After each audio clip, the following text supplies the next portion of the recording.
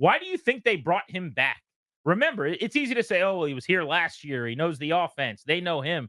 It's an entirely new They front don't know this office, offense, yeah. an entirely new coaching staff, and because of that, an entirely new offense. So the fact that he was here last year and played in 17 games and caught 14 balls and went for a buck 60 through the air, none of that helps him here. Why is Washington bringing him back right now? Somebody should be concerned. I don't know who.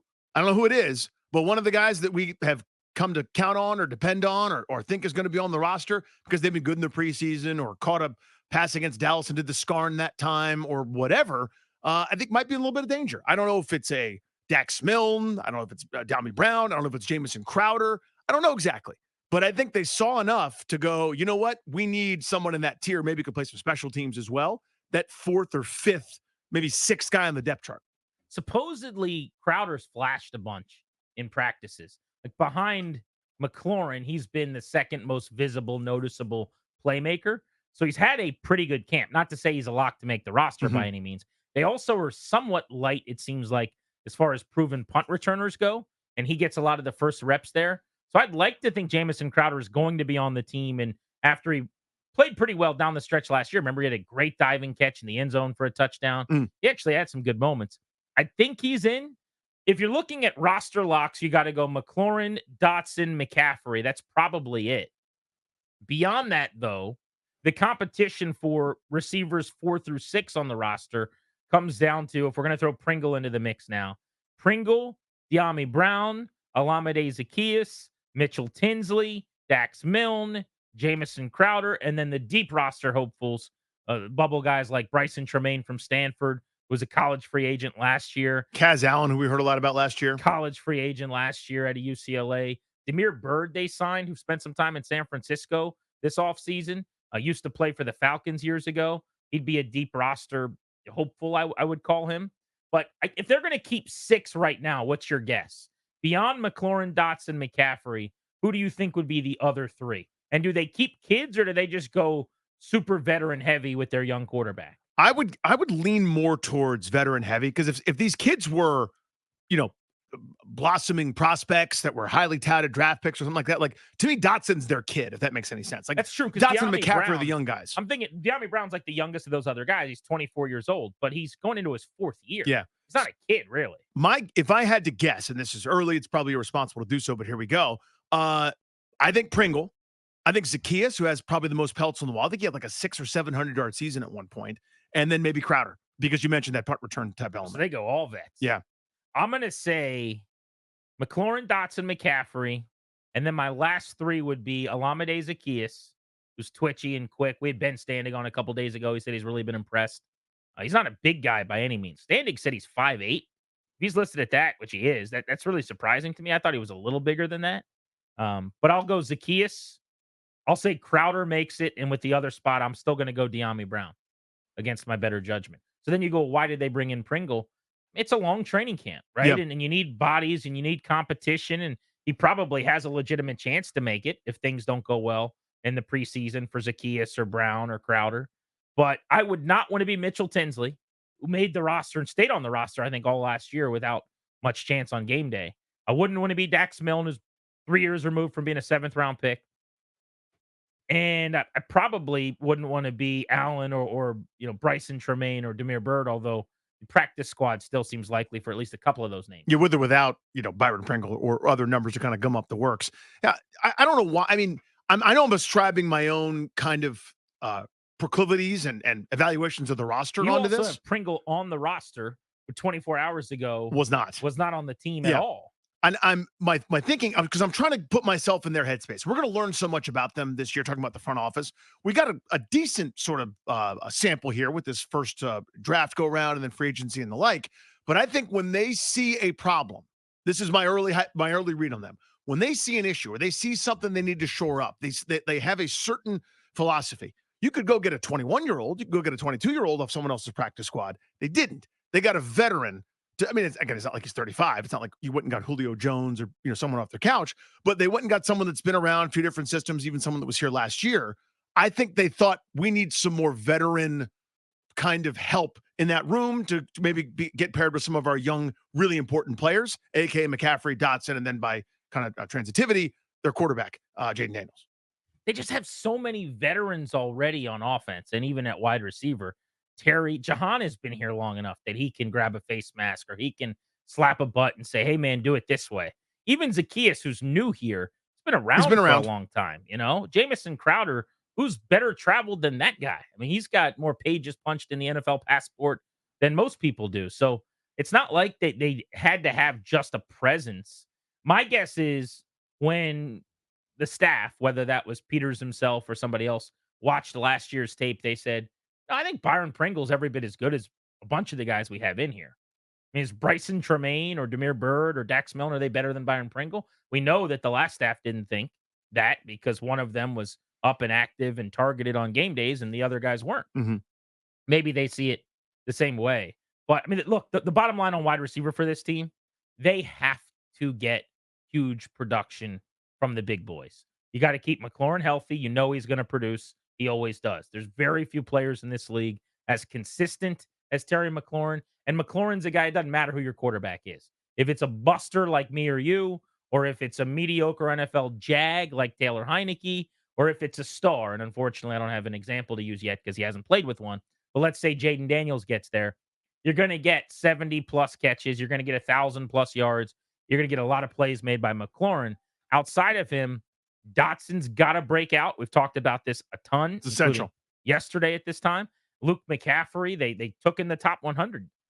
You can't just park him for a year and say, eventually he can help us. When you're picked where he was, you got to get something out of him this year. Yeah, when you had cap space and you had multiple draft picks and you had assets to improve that room, the guys that you did select, they didn't do anybody high. They didn't do a first rounder. Not that they would have because they were picking Jaden Daniels, but they didn't go in the second round. They didn't go into the first. They didn't trade back in. They took a defensive tackle, a cornerback, and then kind of an H-back tight end hybrid role in the second round. Their top 4 picks were not at that spot. They didn't spend in free agency at that spot. So who you do select, or then by transitivity, kind of elevate in terms of Dotson, say, no, we don't have a weakness there. We got a strength. Those guys have to come through. I just hate being so average at that position. Where everybody else is really looking for playmakers, a weapon, dynamicism. That's not a word. Dynamic athletes. Yep. Everybody's looking to get more explosive and looking for that wiggle and that twitch and just an X receiver who can beat people and take over a game. And they go, let's go get McCaffrey. Let's bring in Zacchaeus and Pringle and Crowder and let's see where we're at. I just wish they really were more aggressive at going and getting a playmaker. 100%. You watch receivers on Netflix and the way that the coaches talk about how different their lives are as play callers, as play designers, because they've got badasses like Justin Jefferson. And I know it's hard to find one of the best in the league. It doesn't necessarily have to be that way. But we talked a lot about the possibility of trading for Brandon Ayuk. There were other receivers available throughout the offseason. They were at least limitedly interested. They were curious because we know that they reached out to San Fran. They were one of the teams reportedly that talked to the 49ers. They certainly didn't have the conviction to get it done. I would understand that if you're the Cowboys or the Saints, the Chiefs, the Rams, et cetera, where you have a veteran group with a bunch of big contracts and you're up against it, right? But this to me is one of those, you use the resources. You've got all the cap space. This is one of those times where you can throw money at a problem. You can throw resources at a problem. And I think their votes of confidence, their lack of action, scream that they believe in the group that they've got assembled. Now, making a move on the periphery, aka bringing in Byron Pringle, he's not taking reps from Dotson or McCaffrey or McLaurin. Obviously, he's there to take reps from the 5th or 6th guy. Yeah, But so it's an around the edge type thing. But it showed that they didn't think they needed to majorly upgrade, and it's something that I just don't see it the same way. But they're obviously smarter than me. Well, I saw that Crowder is even getting more reps as a top 3 guy at times than even McCaffrey early in camp. But what does that mean? Yeah. Jaden Daniels is splitting reps with Marcus Mariota, which I'm fine with. That's great. That's great. What They're does doing anything that. really mean Great. in terms of early camp playtime? I keep wanting to come back to De'Ami Brown to say that I'd rather have a 24-year-old who was drafted where he was. Remember, the 82nd pick. Think about that, by the way. 3rd-round pick. Not a late 3rd-round pick either. Oh, yeah. But he was picked in the 3rd round. He's going into his 4th year. But his numbers are worse than you think. At some point, you'd force your way onto the field and get some touches. 12 catches in year 1, 5 catches in year 2, 12 catches in year 3. Breakout. And this is not a Josh Dotson, I was hurt thing. That guy's been up and active. He's played in all but 2 games a season, basically.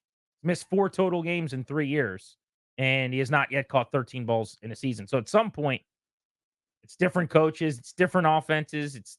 This will be his 3rd coordinator. You got to imagine there's something more to it than just they don't know how good he is. Now, every team missed on these guys, so I'm not just picking on Washington, but it's always just fun and a great exercise to look at who went nearby. Who went a few picks later? Nico Collins went 7 picks later. Isn't that fun? Isn't that a fun thing to think about? And who went like 15, 20 picks later? Amon-Ra St. Brown went even later than De'Ami Brown. I would rather have, and this is a bold statement, I would rather have Amon-Ra St. Brown than De'Ami Brown. Not me. I'm talking about for football now. For football? Yeah. Yeah, not me. Oh, wow. I think it builds character to have De'Ami. Isn't that? Yeah. Build some toughness. Exactly. Some stick-to-itiveness. Build some fan character there you to go the De'Ami Brown route. And sometimes he does that like 80s look where he has sideburns. That's pretty cool. That is neat. Amon-Ra doesn't do that. No. He just catches a ton of passes for yards and touchdowns. 16 targets, 13 catches, $157 and a tutty. That's not that interesting to me. Why is it so boring?